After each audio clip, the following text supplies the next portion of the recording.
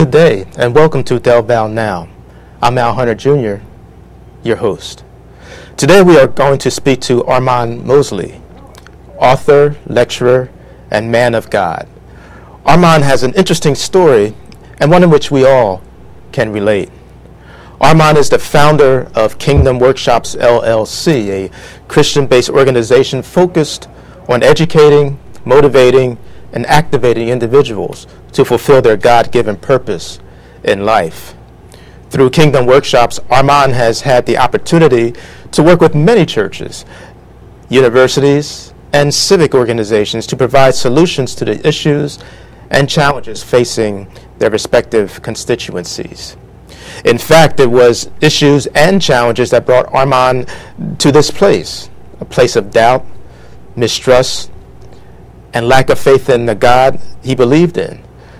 At the age of 21, Armond graduated from the prestigious Howard University in Washington, D.C.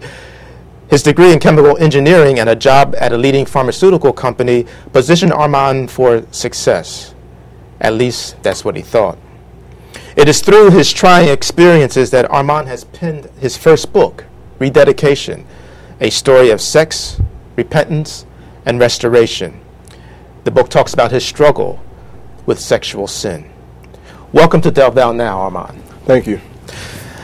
Why don't you give our viewers a little background about yourself? Tell us where you grew up, where you came from, where you went to school. Sure.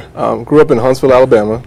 So it's a pretty small town in Alabama, but probably the third biggest city there, but relative to the East Coast, pretty small. Grew up in a two-parent household, grew up in the church. Was raised in the church from an early beginning, had both my parents there all the time. Both my parents were educators, so, really a high focus on academic excellence, kind of starting from kindergarten all the way through. And, just have family all around all the time, so just a really good upbringing, a lot of friends in the neighborhood and those types of things. Siblings? No siblings. Just you and the parents? Just me and the parents. All right. You couldn't blame things on anybody else now. Nah, they got a little annoying in the summer times because they were always home because they were teachers. So, your parents, they raised you in the church. Yes, sir. And what happened to you and what happens to other young men when they've been brought up in the church and then they leave it, whether it's going to college or what have you? What happens to that? Sure. I think, for me, it was a situation where it's really easy to get into a routine.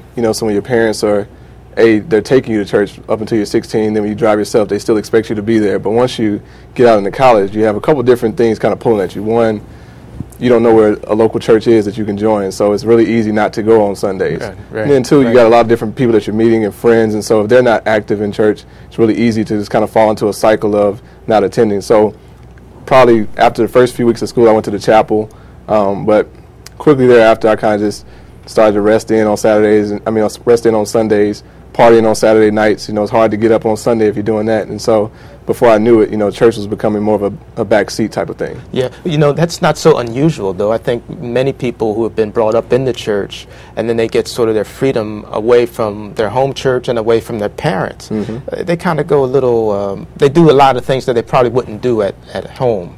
And it's tough to maintain a sense of spirituality, I think, on college campuses. Even the chapel, I guess, sometimes doesn't offer the same thing that you may have gotten from home.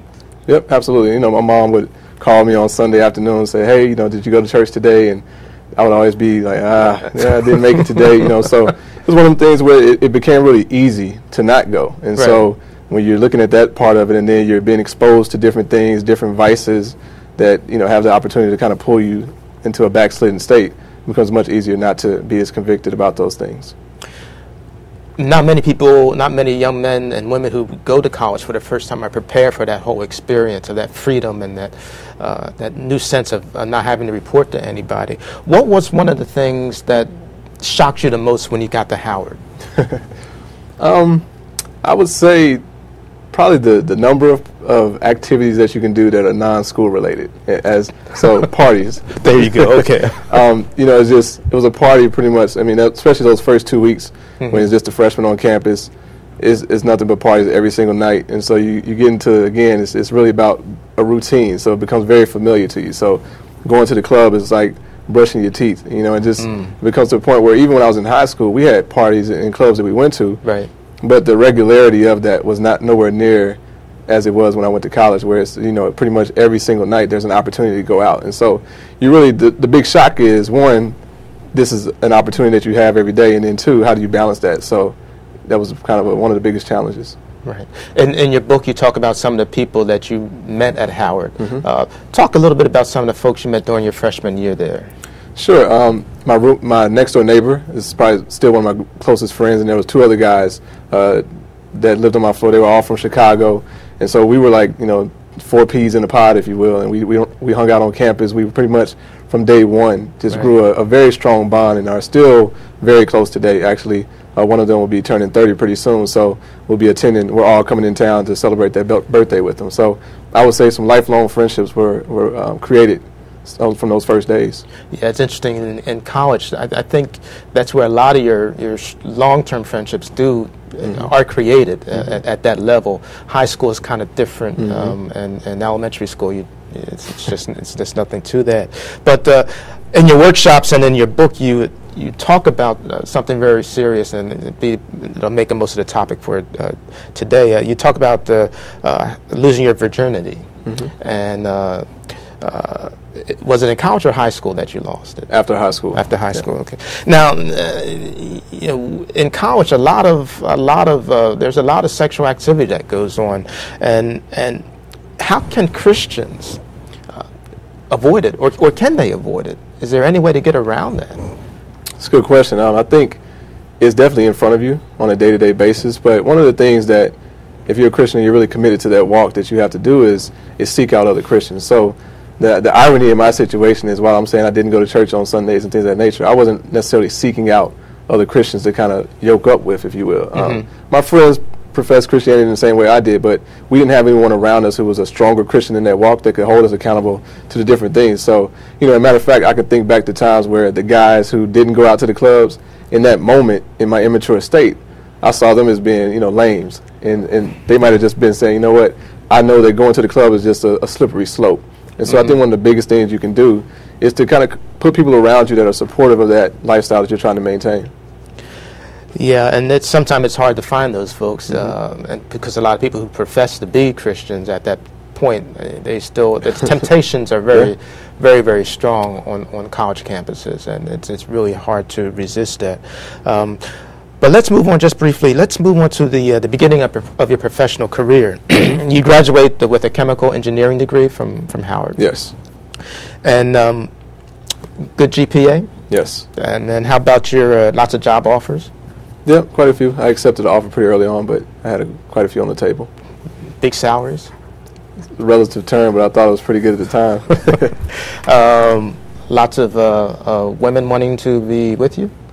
I think I had my fair share, but I don't think I was any more popular than the next guy. Okay, and did you leave your mark at Howard? I mean, do you think you left some sort of a legacy there, or in terms of what you did, or maybe the activities you were involved in? I think that's a good question, and it'll be something for the future students to kind of answer probably, but I set out to be involved in different organizations. So I was part of a fraternity while I was there. I was part of an honor fraternity, part of one of the on-campus freshman orientation groups. So I was involved in a lot of different activities, so I think I had an opportunity to kind of leave a legacy there, and at least the people who were there after me, to instill some of the knowledge that I had with them. So I was very, happy with the things that I'd accomplished while I was there. Now talk about that group that you joined, the orientation group. You didn't exactly join that for the right kind of purposes. Talk a little bit about that. Well, as a freshman, one of the biggest things, again, this is me being egotistical in the moment, but one of the biggest things is how do I raise my profile? How do I become more popular? Everybody's trying to look for a differentiating factor. And so those organizations on campus that really led freshman orientation, it was a really popular group of folks. And so I thought that if I could get into that organization, that I would become more popular. I thought that, my tenure at Howard would prove more beneficial, more of an enjoyable experience if I could just kind of cross that hurdle. And so I did get accepted into that organization. And, and I sought it out for the wrong reasons. I admit today, as I look back at